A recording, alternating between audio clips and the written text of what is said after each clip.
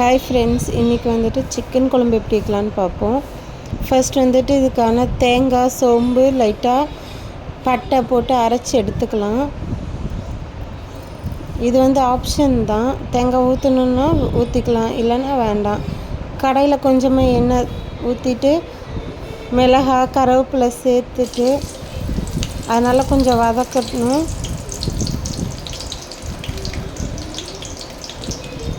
அது பொரிஞ்சதுக்கப்புறம் பெரிய வெங்காயம் ஒரு 3 பீஸ் வெட்டி சேர்த்துக்கலாம். நீட்டாக வெட்டி சேர்த்து அதையும் கொஞ்சம் நாளாக வதக்கிக்கலாம்.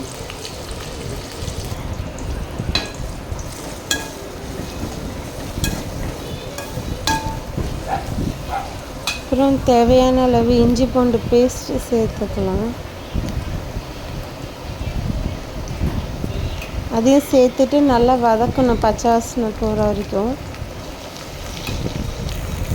வதக்கிட்டு தக்காளி 2 தக்காளி முழுசாக சேர்த்துக்கலாம்.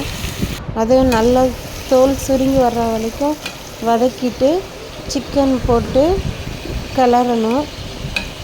கிளறி தேவையான அளவு உப்பு, கொஞ்சோண்டு தண்ணி நல்லா கிளறி அது நல்லா கொஞ்சம் கொதி வந்ததுக்கப்புறம் குழம்பு மசாலா தூள் வீட்டில் அரைச்சது இருந்தால் அது 2 ஸ்பூன் போட்டு நல்லா கிளறி நல்லா அந்த பச்சை வாசனை போகிற வரைக்கும் கொதிக்க விடணும். அப்புறம் அரைச்சி வச்ச தேங்காவை எடுத்து ஊற்றி அதில் உள்ளது லைட்டாக அதுக்கான அளவாக தண்ணி விட்டு கிளறி நல்லா சிக்கன் வேகிற வரைக்கும், மசாலா வாசனை போகிற வரைக்கும் வேக வச்சு எடுத்தோம்னா குழம்பு ரெடி. மூடி போட்டு வேக வச்சா கொஞ்சம் சீக்கிரமாக வேகும். இப்போ சர்வ் பண்ணுறதுக்கு ரெடி. Thank you.